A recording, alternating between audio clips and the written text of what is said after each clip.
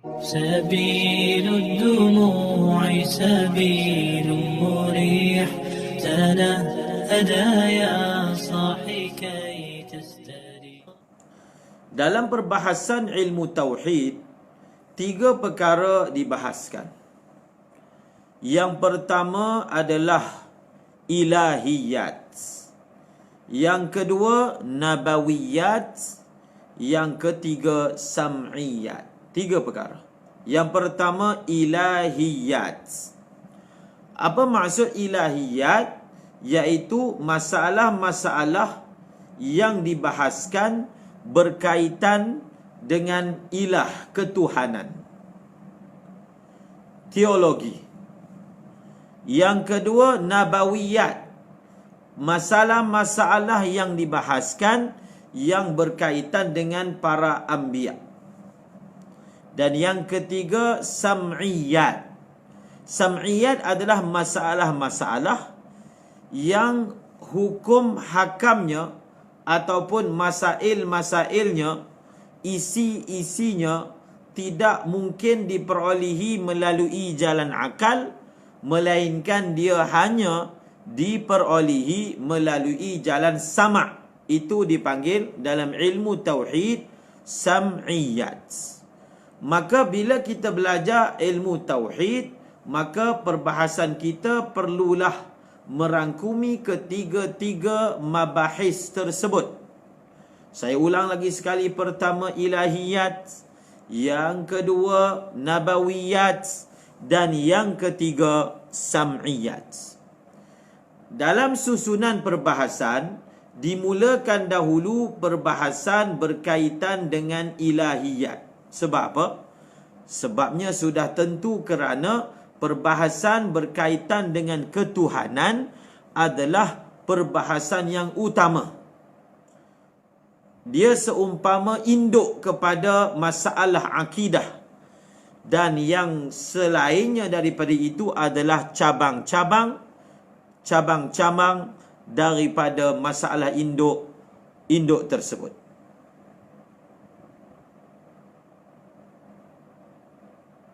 Kemudian dalam perbahasan ilahiyat itu sendiri, perbahasan yang pertama akan dibahaskan berkaitan dengan sifat wujud. Dengan sifat wujud. Kita membahaskan ilahiyat ni kepada 3 hukum. Yang pertama, perkara yang wajib bagi Allah, perkara yang mustahil bagi Allah, dan perkara yang harus bagi Allah. Dalam susunan perbahasan dibahaskan perkara yang wajib, kemudian perkara yang mustahil, kemudian perkara yang harus. Dan dalam perkara yang wajib itu sendiri, kita mulakan dengan perbahasan tentang wujud. Ataupun daripada 20 sifat, sifat yang pertama dibahaskan adalah sifat wujud. Sifat apa? Sifat wujud. Dan sifat wujud bagi Allah ini adalah wujud yang apa dia? Sifat wujud bagi Allah adalah wujud yang wajib. Sebab itu lafzul jalalah iaitu Allah disebut kepada apa? Disebut bahawasanya ismun, dia adalah nama liwajibil wujud. Dia adalah nama bagi zat yang wajib wujudnya. Maksudnya ketiadaan wujudnya itu adalah mustahil. Sebab itu lawan kepada wajib wujud adalah mustahil tiada. Lawan kepada wajibnya wujud iaitu tiada, ataupun sifat mustahil yang disebutkan itu adalah tiada. Mustahil dia tiada. Kita belajar dalam ilmu akidah, hukum akal ada 3. Yang pertama wajib, yang kedua mustahil, yang ketiga harus. Yang pertama wajib, yang kedua mustahil, yang ketiga harus. Mengapakah dimulakan dahulu dengan perbahasan sifat wujud? Dimulakan perbahasan dengan sifat wujud kerana semua masalah yang datang, semua sifat-sifat yang menyusuli daripada dalam sifat wajib bagi Allah, mustahil dan juga harus, dia kita tak boleh nak fikir, dia tidak akan bermula melainkan dengan wujud tu dulu ada. Kena ada wujud dahulu, barulah datang sifat-sifat yang lain. Kita kembali kepada perbahasan. Mengapakah dibahaskan dahulu berkaitan dengan wujud? Kerana wujud ini adalah asas kepada semua perkara. Kalau tiada wujud, maka sudah tentulah tiada sifat-sifat yang lain. Kalau tiada wujud, maka tiadalah akan terbit perbahasan-perbahasan yang lain. Kita tak boleh fikir dengan akal, ada sesuatu yang lain tapi dalam masa yang sama tidak ada wujud baginya. La yuta'aqqal illa ba'dal hukmi biwujubil wujudi lahu ta'ala.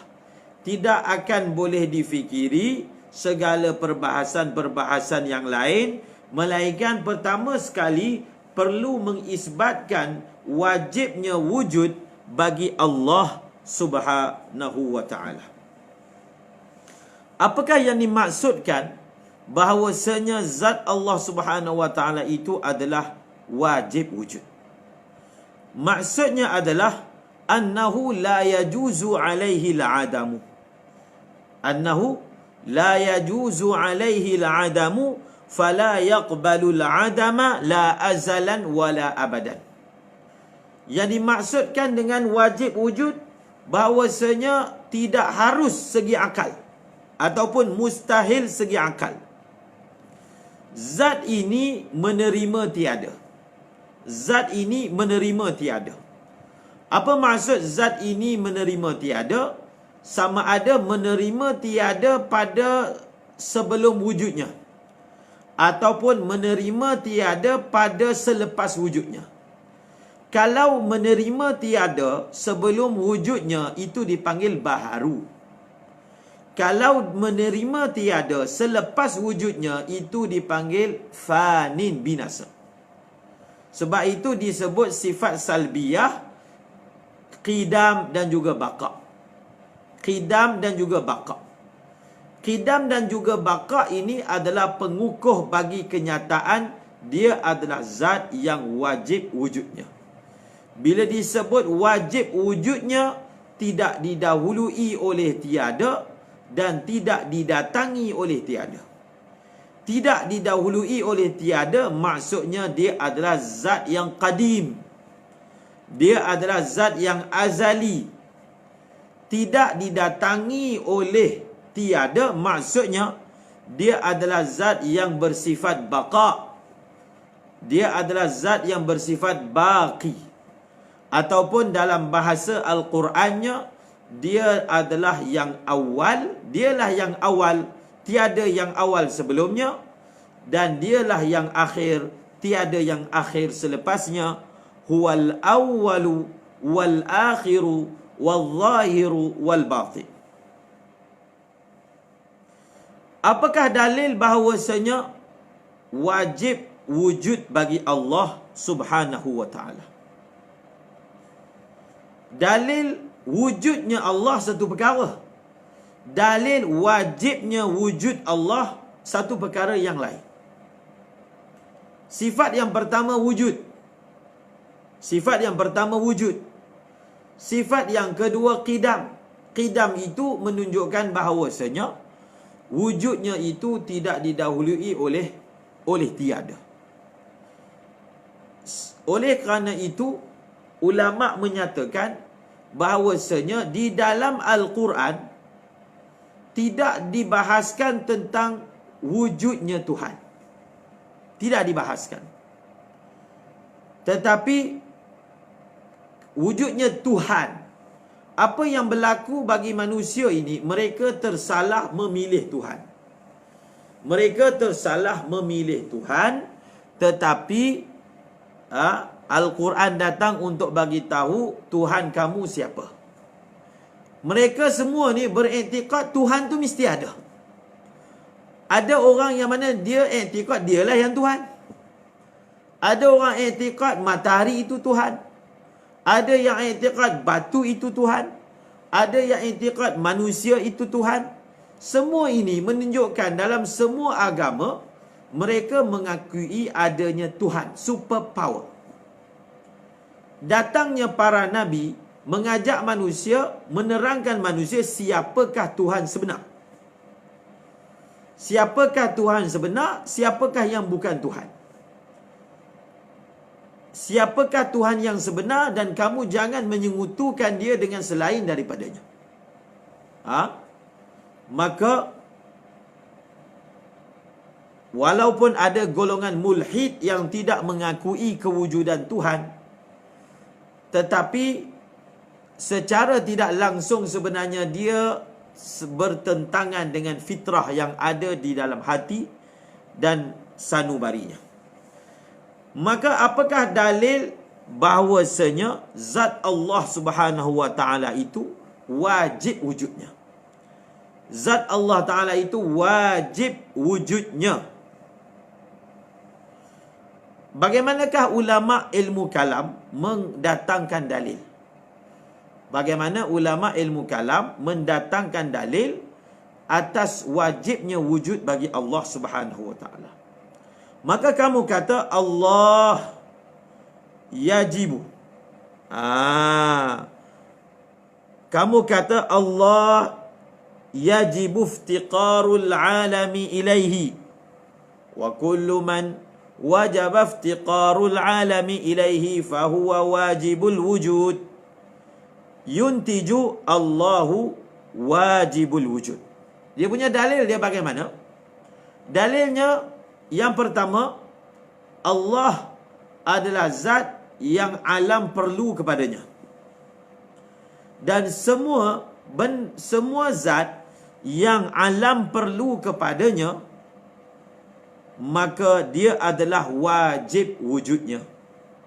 Maka dia melahirkan, menatijahkan Allah itu wajib wujudnya. Bagaimana susunan dalilnya? Allah adalah zat yang alam perlu kepadanya. Alam yang dimasukkan selain daripada Allah. Dan yang kedua, sesuatu zat yang alam perlu kepadanya, maka zat itu mesti wajib wujud. Dan apabila zat itu adalah Allah, maka Allah Ta'ala bersifat dengan wajib wujudnya. Tetapi hujah ini tidak sempurna, melainkan diletakkan dahulu, didatangkan dahulu muqaddimah yang lain. Dia dalam hujah ini, dia dalam apa? Di dalam hujah ini dia ada sughra, muqaddimah. Dia ada muqaddimah, sughra, kubra dan juga natijah. Dalam sughra muqaddimah ni, dalam sughra muqaddimah, apa dakwaannya? Dakwaannya bahawasanya Allah adalah zat yang alam perlu kepadanya. Dakwaan ini perlu didatangkan dalil. Apakah dalil akli atas sughra?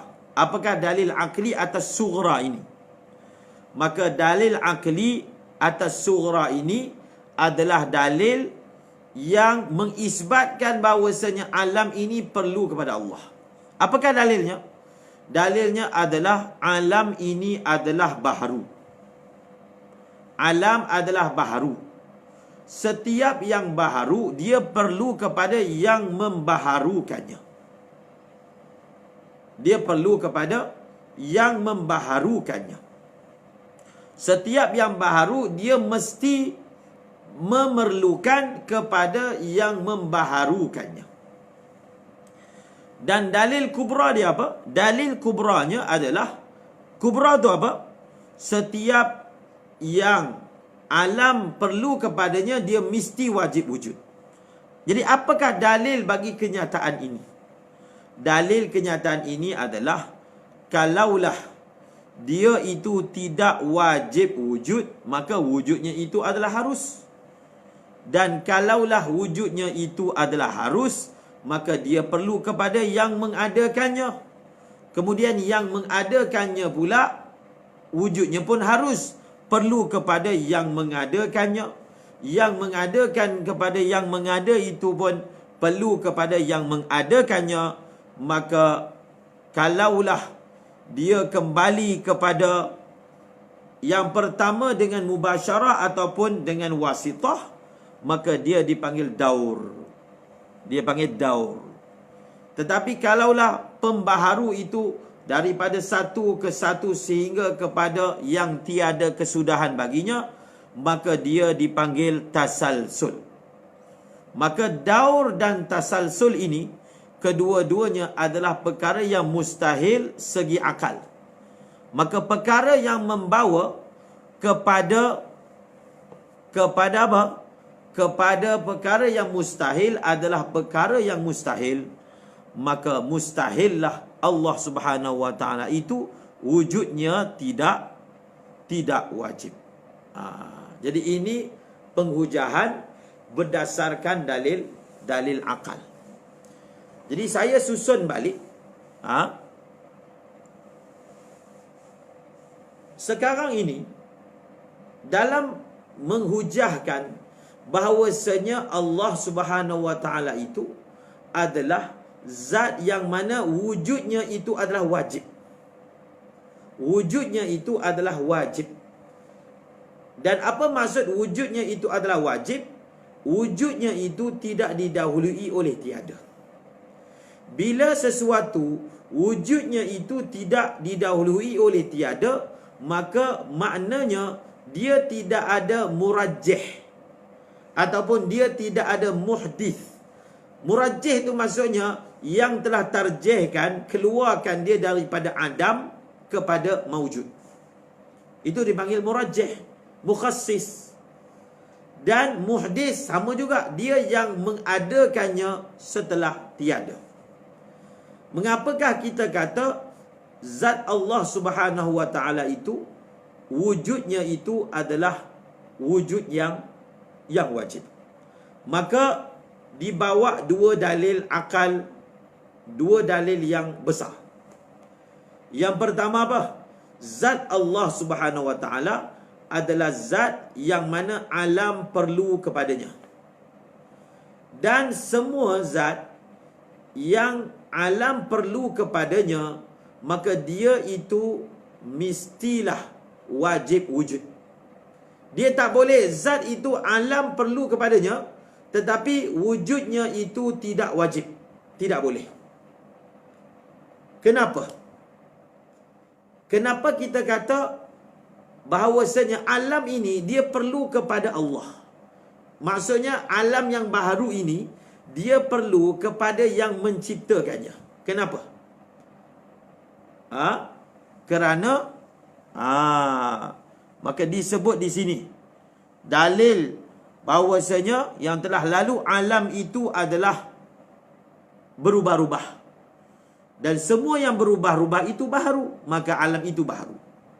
Dan bila dikatakan alam itu baharu, maka dia mesti perlukan kepada muhdith. Siapa yang membaharukan alam itu? Tugas Nabi lah yang bagi tahu yang membaharukan alam itu Allah. Nampak? Sebab itu kita kata wujudnya Tuhan dia sabit dengan dalil akli. Tetapi siapakah Tuhan? Dia sabit dengan dalil nakli. Apakah namanya? Sabit dengan dalil nakli.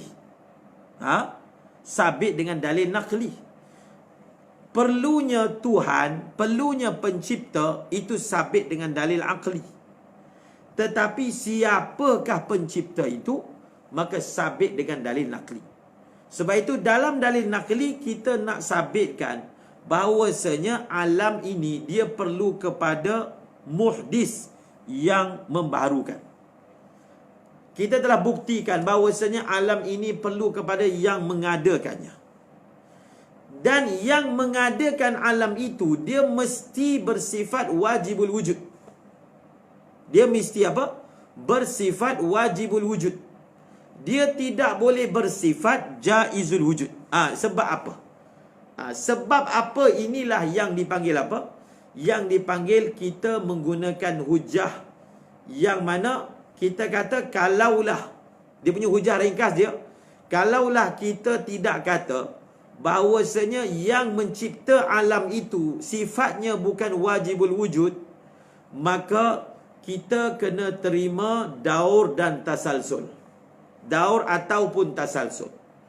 Kalau kita terima daur dan ataupun tasalsul, maka kita terima benda yang mustahil. Mana boleh akal terima benda yang mustahil. Jadi apa munasabah antara kalau kita tak kata bahawasanya yang mencipta alam ini sifatnya wajib wujud, maka kita akan terjebak kepada daur dan tasalsul. Sedangkan daur dan tasalsul ini adalah perkara yang mustahil. Jadi bagaimana? Maka cara susunannya seperti yang disebutkan tadi. Yang pertama kita kata, dua benda dia ada dua taraf. Dia salah satu je. Kalau kamu kata Allah Ta'ala ini wujudnya tidak wajib. Wujudnya apa? Tidak wajib. Bukan wajib. Maka maknanya kita kena kata wujudnya itu harus. Salah satu je. Mana ada yang nombor tiga? Kalau satu orang menafikan bahawasanya wujudnya itu wajib, menafikan, maka automatik dia kena kata bahawasanya wujudnya itu adalah harus. Okey, wujud itu adalah harus. Ini susunan pertama. Jadi kalau sesuatu wujud dia itu adalah harus, wujudnya adalah harus, dia ada pun tak apa, tak ada pun tak apa, itu maksudnya harus. Sesuatu yang mana dia ada pun tak apa, dia tiada pun tak apa, dipanggil dua sifat itu adalah setara. Maka untuk mentarjihkan salah satu daripada yang lain, maka perlu ada orang ketiga. Dipanggil apa dalam bahasa kita panggil perlu ada murajjih.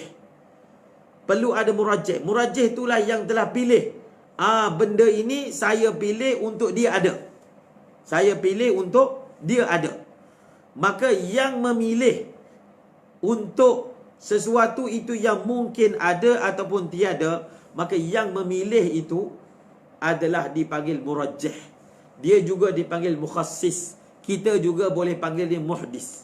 Maka kalaulah zat yang mencipta alam ini kewujudannya itu harus, maka sudah tentulah ada sesuatu yang lain pula yang mewujudkan dia. Dia mesti perlu kepada murajjih. Dia mana boleh sesuatu yang dia wujud ataupun tak wujud itu harus. Tiba-tiba dia wujud tanpa ada sesuatu yang memberatkan belah wujud. Tak boleh. Tak boleh macam tu. Dia mesti apa? Ada sesuatu yang keluarkan dia daripada tiada kepada ada. Maka yang mengeluarkan dia daripada tiada kepada ada itu, maka dia adalah muhdis. Maksudnya apa? Kalaulah zat itu kewujudannya adalah harus, maka dia mesti perlu kepada muhdis yang mengadakannya. Kemudian yang mengadakan yang muhdis itu, yang mengadakan pencipta alam itu, dia baharu ke tak baharu? Kita kata tak ada satu benda pun yang wajib wujud, maka maknanya dia pun perlu kepada yang mengadakan dia sebelum tu. Yang mengadakan sebelum itu pun perlu kepada yang mengadakan kepada sebelum itu. Maka kalaulah kita kata tak ada satu pun yang wajib wujudnya, maka dia akan terus berterusan pusing ke belakang, ke belakang, ke belakang, sampai tak ada titik berhenti. Tak ada titik berhenti. Ini dipanggil tasalsul. Ini dipanggil apa? Ini dipanggil tasalsul. Dalam hukum akal, benda yang sebelum ini, dia mustahil infinity. Dia mustahil. Benda yang madhi, benda yang telah lalu, dia adalah mustahil. Dia adalah infinity, maksudnya tak ada kesudahan. Sama ada kita kata daur ataupun kita kata tasalsul. Salah satu. Maksudnya yang mencipta, pencipta juga dicipta. Yang mencipta, yang pencipta juga perlu kepada pencipta. Maka dia tak habis. Tak ada titik mula. Tak ada titik mula. Maka kalau tidak ada titik mula, itu dipanggil tasalsul. Itu dipanggil apa? Itu dipanggil tasalsul. Ataupun kita kata daur. Tuhan itu ada yang mencipta dia. Yang mencipta dia itu adalah apa? Yang mencipta dia itu adalah yang dia cipta. Mana boleh? Tuhan dicipta oleh satu Tuhan lain. Tapi Tuhan itu pun dicipta. Dicipta oleh mana? Oleh yang mana? Dicipta oleh Tuhan yang dia cipta. Jadi mana boleh? Itu dipanggil daur. Itu dipanggil daur. Kerana untuk adanya Tuhan yang nombor dua, dia kena ada Tuhan nombor satu dulu. Mana boleh wujudnya Tuhan nombor satu bergantung kepada wujud Tuhan nombor dua. Sedangkan Tuhan nombor dua ataupun pencipta nombor dua, wujudnya perlu kepada pencipta nombor satu. Macam orang selalu bahaskan, ayam dulu ke telur dulu? Ayam datang daripada telur, telur datang daripada ayam. Maka kita punya etikad, di hujungnya mesti ada salah satu. Dia berhenti kat situ. Maksudnya ada salah satu yang dia datang bukan daripada selainnya. Dia datang daripada tiada terus kepada ada. Khalqun. Maksudnya dia jadi secara khalqun. Maksudnya yang pertama sekali dulu dia berhenti kepada mula-mula dicipta ayam. Daripada ayam itu keluarlah telur. Ataupun benda yang mula-mula dicipta adalah telur, daripada telur itulah menetas ayam. Kita kena hentikan pemikiran itu kepada satu titik. Kalau tak, dia jadi mustahil. Dia jadi tasalsul yang tak ada sudah. Satu titik maksudnya sama ada yang dicipta terus daripada Adam kepada ada, sama ada telur ataupun sama ada ayam. Tak kisahlah nenek moyang pertama bagi ayam itu adalah telur, ataupun moyang pertama bagi ayam itu adalah ayam, dia mesti salah satu. Kalau tak, dia jadi tasalsul. Ayam perlu kepada telur, telur perlu kepada ayam. Maka mudah saja orang Islam mudah saja nak fikir, tak ada masalah. Dia mesti ada titik nombor satu. Titik nombor satu itu siapa yang cipta? Allah Ta'ala yang mencipta. Sama macam manusia. Manusia berasal daripada air mani, kan? Kemudian air mani berasal daripada manusia. Manusia berasal daripada air mani. Yang mana satu, air mani dulu ke manusia? Maka dalam Al-Quran sudah ada panduan. Manusia yang pertama dicipta bukan daripada air mani, bukan daripada manusia yang lain. Dicipta daripada mana? Dicipta daripada Adam. Maka barulah akal boleh fikir. Kalau tidak, dia akan jadi tasalsul, ataupun dia akan jadi daur. Dia tasalsul dengan daur ini, benda yang mana daripada segi hukum akal, dia adalah benda yang mustahil. Maka sesuatu fakta yang membawa kepada daur dan tasalsul, maka fakta itu juga mustahil. Apa fakta dia? Fakta bahawasanya pencipta alam perlu kepada yang menciptanya, kerana penciptaannya tidak wajib. Fakta ini akhirnya akan membawa kepada apa? Kepada benda yang mustahil. Kaedah dia segi akal, sesuatu yang membawa kepada benda yang mustahil, maka dia juga mustahil. Maka fakta bahawasanya pencipta alam ini perlu kepada muhdis, ataupun wujudnya itu adalah harus, maka fakta ini juga adalah mustahil. Dia kata apa? Wa kullum minad dauri wat tasalsul muhal. Sesuatu yang membawa kepada fakta mustahil, maka dia juga adalah mustahil. Dan sesuatu yang membawa kepada mustahil ini juga dia adalah mustahil. Kita telah sabitkan bahawasanya mustahillah Allah Ta'ala itu tidak wajib wujud. Bila mustahil dia tak wajib wujud, maka dia kaedah dalam akal ni, kalau kita kata yang sebelah sini mustahil. Apa yang kita kata mustahil? Mustahil wujudnya itu adalah harus.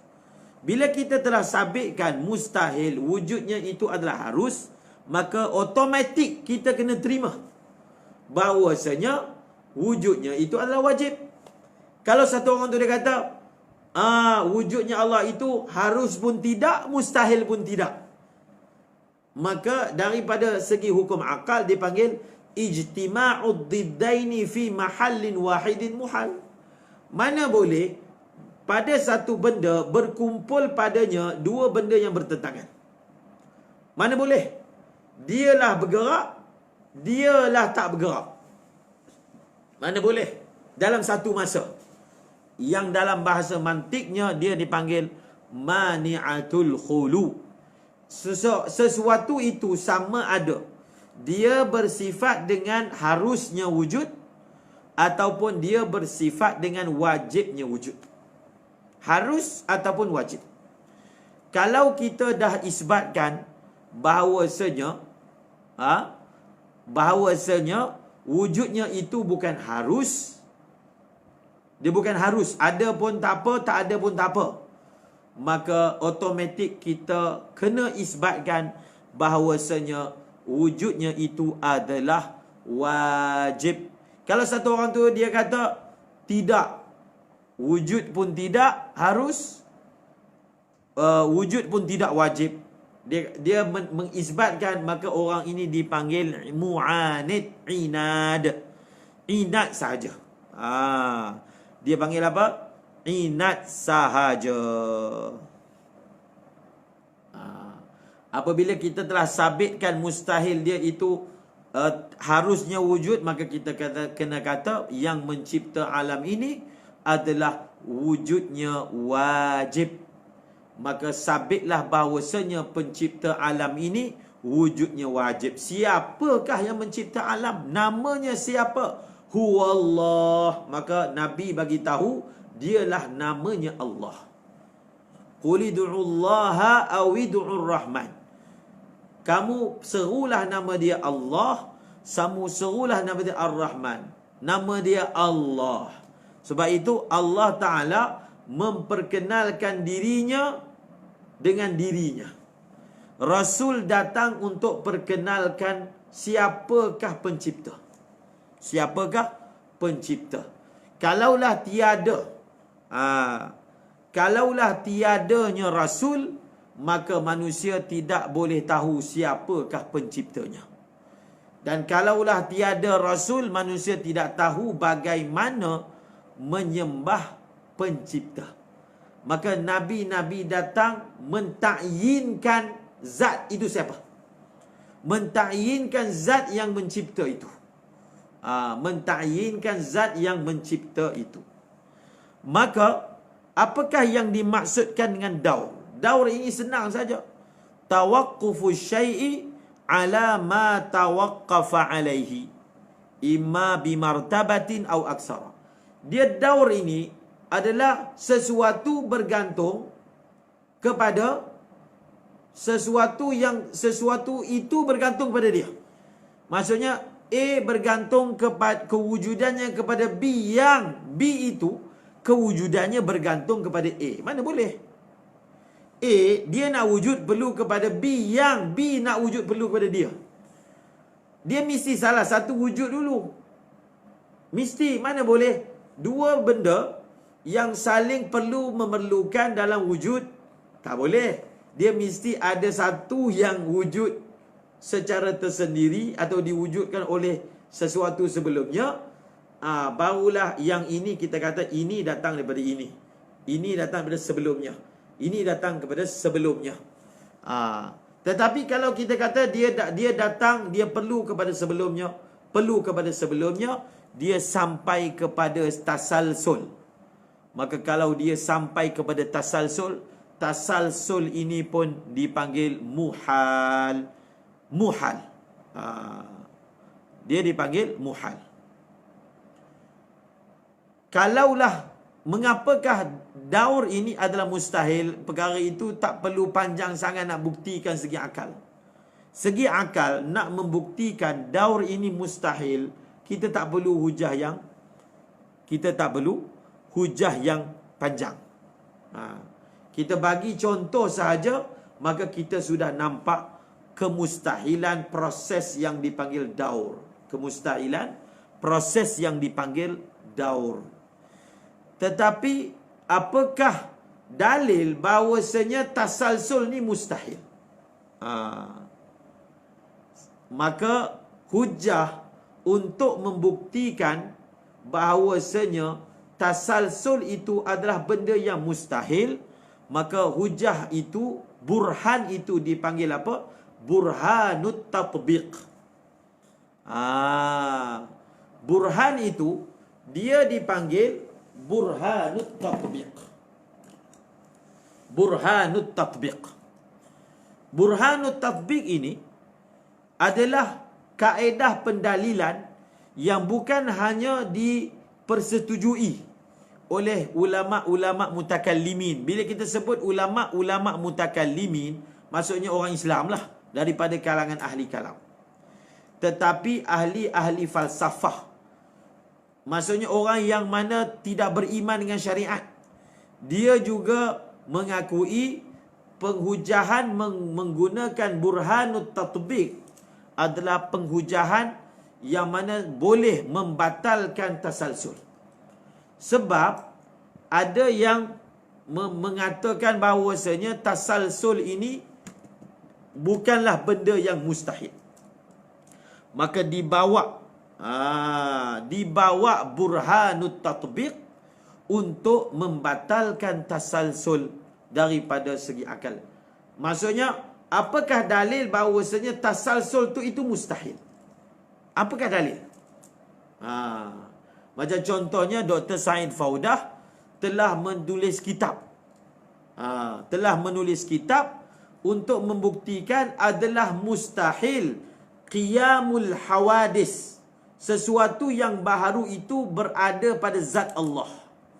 Maka bertulis satu kitab Tanzihur Rahman, menyucikan zat Allah yang maha pengasih daripada apa? Pertama, daripada beriktikad qiyamul hawadis, berdirinya benda-benda yang baharu pada zat Allah subhanahu wa ta'ala. Dan dalil yang dibawa juga untuk membatalkan yang disebut sebagai apa? Yang disebut sebagai tasalsul. Jadi bagaimana penjelasan yang disebut sebagai burhanut tatbiq? Burhanut tatbiq. Maka kalau kita nak faham burhanut tatbiq ni, saya ulang lagi sekali, kenapa kena faham burhanut tatbiq? Burhanut tatbiq ini adalah kaedah penghujahan segi akal untuk mengisbatkan mustahilnya tasalsul. Mengapakah penting untuk memustahilkan ataupun membatalkan tasalsul? Dia penting sebab apa? Sebab dengan kita kata tasalsul itu benda yang mustahil, kita dapat membuktikan bahawasanya mustahillah zat Allah Ta'ala itu wujudnya tidak wajib. Nampak tak? Itu dia punya kepentingan dia. Itu dia punya apa? Kepentingannya. Maka burhanut tatbiq ini, kata Al-Imamul Baijuri seperti berikut. Kita ambil dua rantai. Saya bagi contoh pen. Kita ambil dua rantai. Annaka law faratta silsilatain. Dua silsilah, dua rantai. Ini contohnya rantai. Wa ja'alta ihdahuma minal an. Satu rantai ini kamu mulakan daripada sini. Kamu mulakan dia sehingga tak ada penghujung. Tak ada penghujung langsung. Dia punya masa mula dia daripada sekarang. Sekarang sampai tak ada penghujung. Okey? Sekarang sampai tak ada penghujung. Kemudian satu lagi rantai kita kira daripada zaman taufan. Zaman Nabi Nuh punya taufan tu. Kita kata, okey, ini zaman sekarang kan. Okey, zaman Nabi Nuh ni misalnya mula daripada sini, tengah ni. Tengah. Ini sekarang. Ini zaman Nabi Nuh. Yang ini ke belakang sampai tak ada hujung. Sampai tiada hujung. Satu lagi rantai, contoh je. Zaman Taufan tu contoh je. Kita katalah, yang satu lagi ini, rantai itu, dia bermula daripada zaman Taufan Nabi Nuh. Kalau tak nak ambil zaman Taufan Nabi Nuh pun, contohnya, okey, satu rantai dia bermula daripada perkataan saya. Saya ucap perkataan saya kan? Saya. Dia bermula daripada perkataan saya, undur ke belakang sehingga tak ada infinity, tak ada kesudahan. Satu lagi rantai, dia bermula daripada ketika saya sebut perkataan. Satu ketika saya sebut saya. Satu lagi saya sebut perkataan. Dia belakang sikit lah, mula dari sini.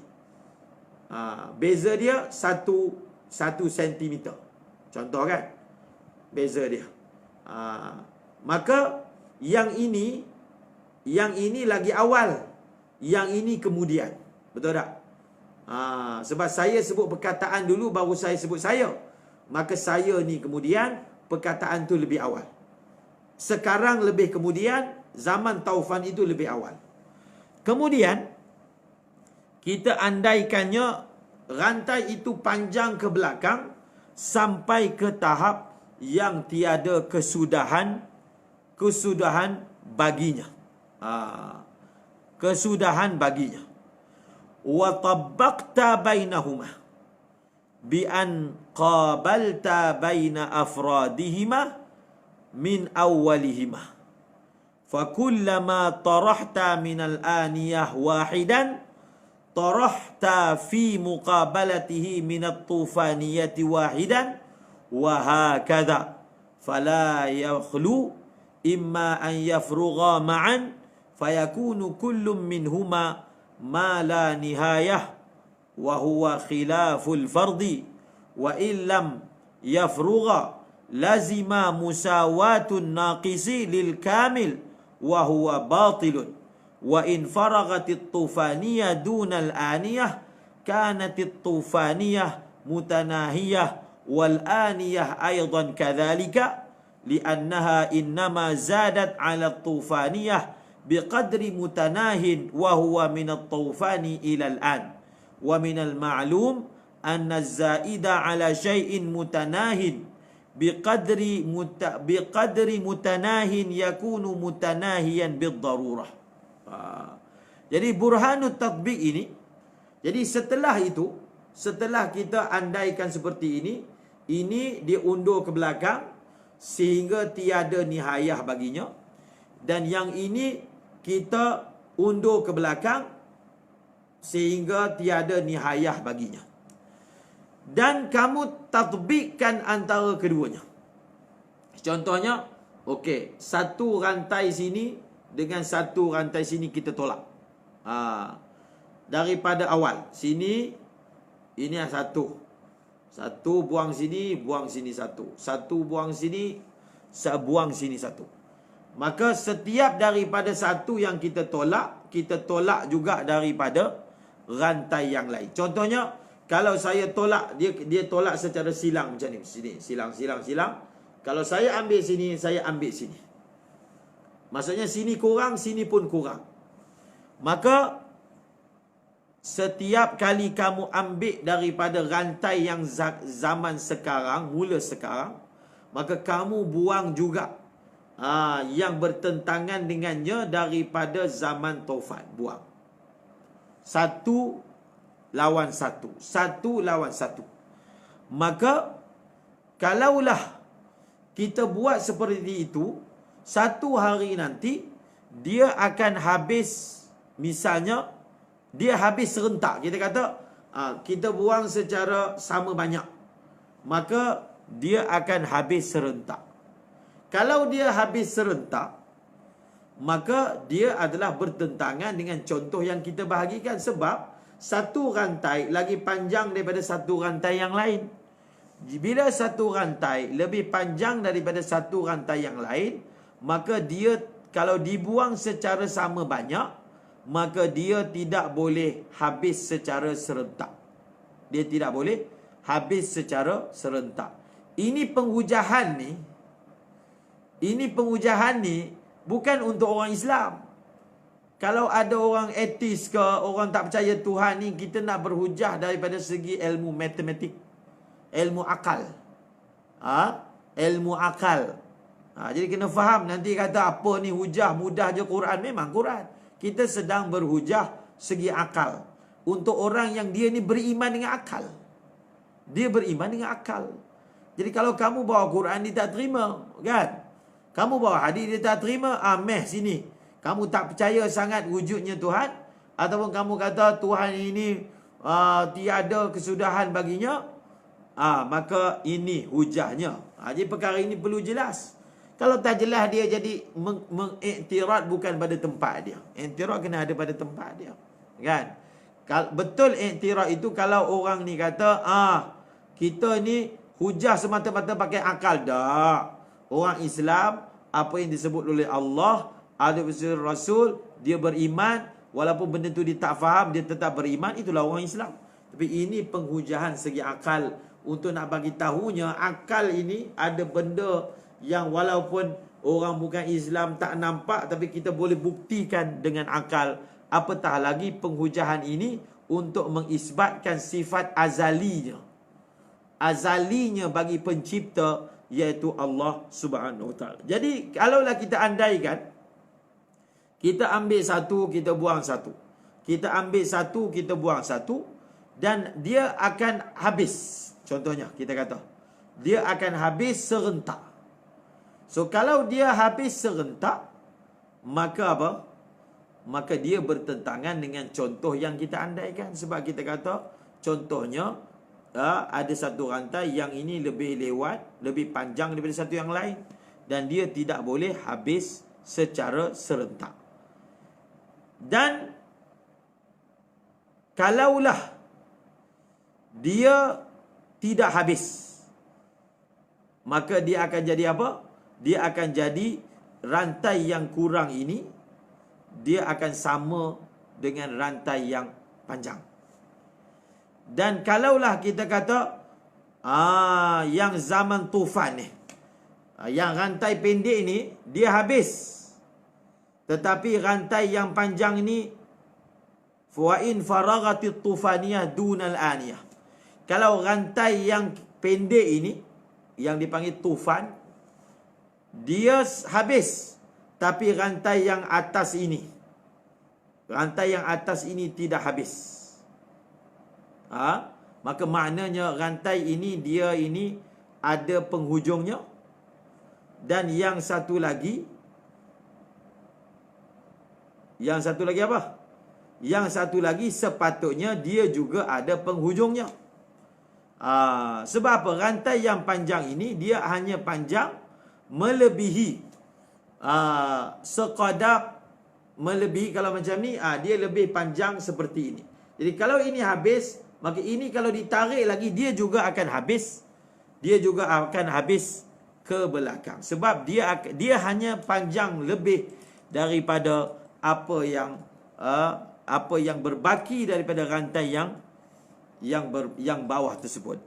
Dan daripada perkara yang kita ketahui, bahawasanya annal zaida ala syai'in mutanahin biqadri mutanahin yakunu mutanahiyan. Sesuatu yang mana dia lebih, kita kata dia ni lebih daripada ni. Okey, kalau dia lebih, dia juga mesti akan ada kesudahan. Maka ini yang dipanggil burhanut tatbiq, yang mengisbatkan bahawasanya sesuatu itu dia mesti ada kesudahan, dan dia tidak boleh jadi yang disebut sebagai tasalsul. Jadi perbahasan ini mungkin sekali kita dengar ni dia pening kepala, tak faham, tetapi ada kitab khas yang membahaskan tentang burhanut tatbiq. Dia hanya diperlukan untuk orang yang nak mempelajari ilmu kalam untuk mengisbatkan perkara ini. Adapun untuk orang awam biasa, maka iman mereka sudah cukup meyakini bahawasanya zat Allah Subhanahu wa taala itu adalah zat yang azali, yang awal, yang tidak didahului oleh tiada. Yang tidak apa? Didahului oleh tiada. Kemudian kita semayang di sini pukul 9 suku. Kemudian disebut sebagai wujud. Disebut sebagai wujud. Apa maksudnya? Wujudnya Allah Ta'ala itu adalah wujud zatiyah. Apa maksud wujudnya Allah itu wujud zatiyah? Apa maksudnya?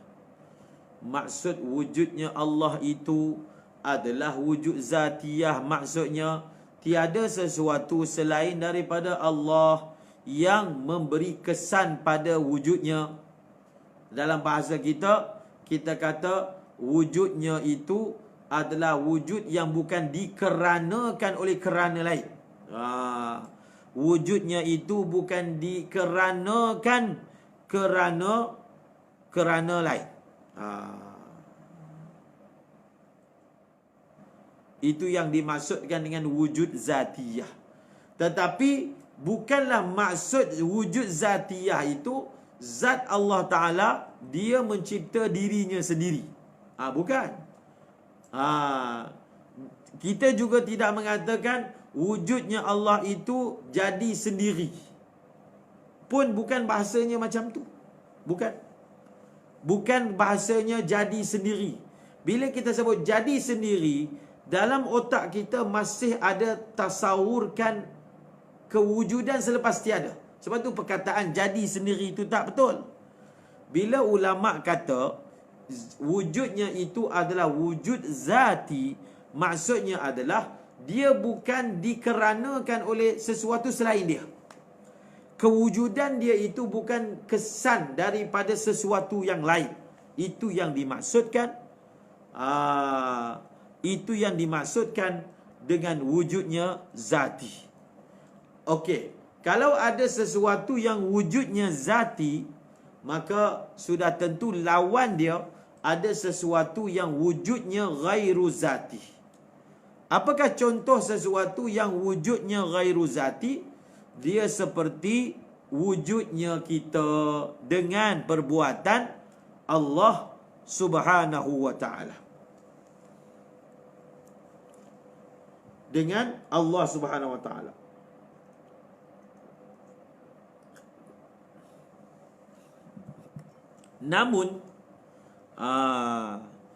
Namun ini perbahasan tentang wahdatul wujud ni. Namun sebahagian daripada manusia yang mana dia mentarkiskan kepada sifat ahadiyah, sifat satu,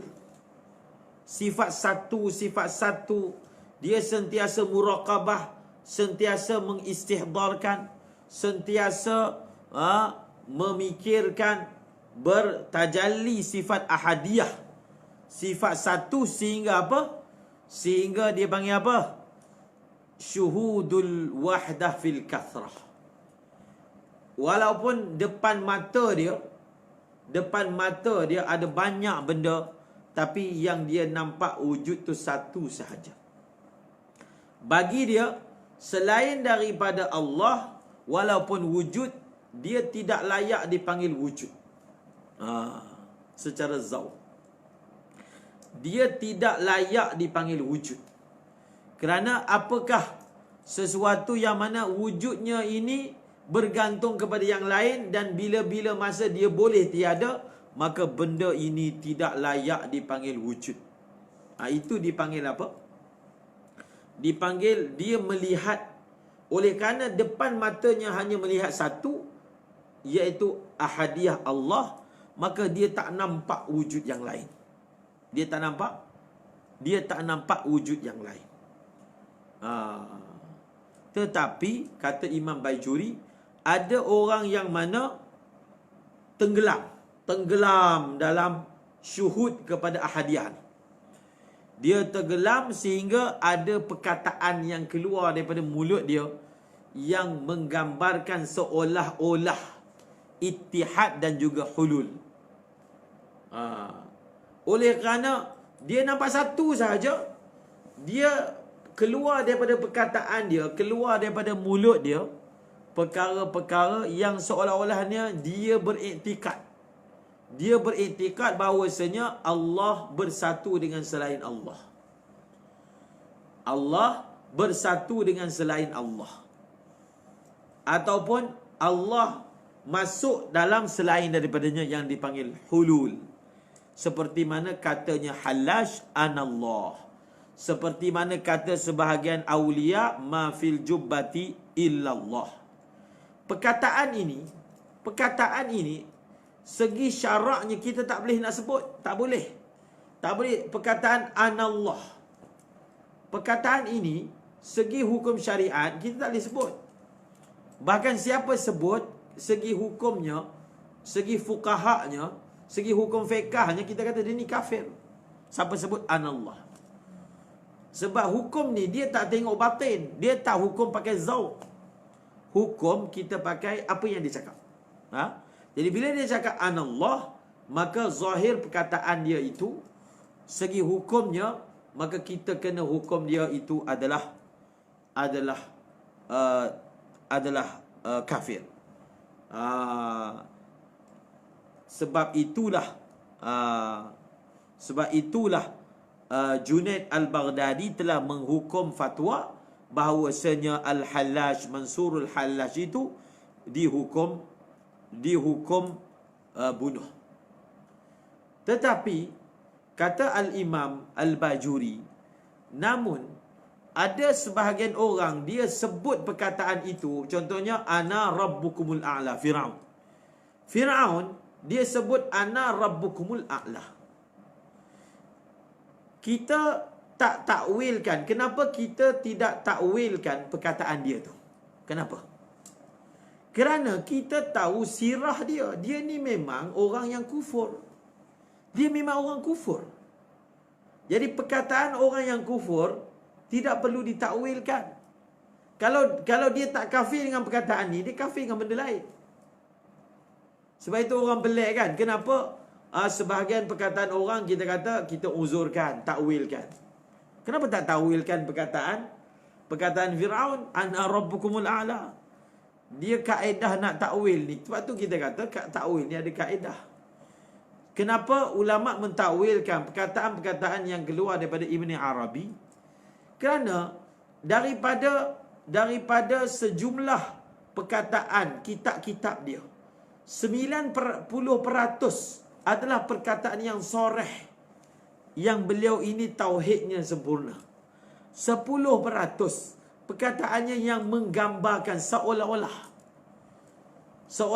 mengatakan selain daripada Allah ni pun Allah. Maka kaedah yang betul, yang 10% ini kita kena tanggungan atas makna yang betul. Itu kaedah takwil. Mana boleh perkataan Firaun ana rabbukumul a'la kita nak takwilkan, sedangkan seluruh hidup dia menunjukkan dia kufur. Bagaimana orang yang mana seluruh hidup dia menunjukkan dia adalah tidak kufur? Maka sebab itu dihukum bahawasanya perkara ini ditakwilkan, tetapi ulama syariah menghukumkannya bunuh, menghukumkan bunuh kepada dia untuk menyelamatkan daripada fitnah. Okey? Dan ada lafaz yang kata Imam Baijuri yang disebut oleh orang awam, yang mana perkataan ini kita tak boleh bagi orang awam sebut. Sebab dia beza. Kalau orang awam sebut, iktikad dia macam zahir perkataan tu. Tapi kalau orang khawas sebut, dia punya perkataan tu dia maksudkan lain. Kalau orang awam yang sebut, dia akan memaksudkan macam yang zahir perkataan tu. Contohnya kata Imam Baijuri, dia kata maujudun fi kullil wujud. Dialah Allah yang wujud dalam setiap benda yang wujud. Maka lafaz ini masyhur di atas lidah orang awam, yang mana perkataan ini menggambarkan hulul. Maka kita kena halang daripada mereka sebut perkara tersebut. Jadi sebab itu perbahasan ini, perbahasan wahdatul wujud dengan wahdatul syuhud ni, insya-Allah kita akan ambil masa yang lain.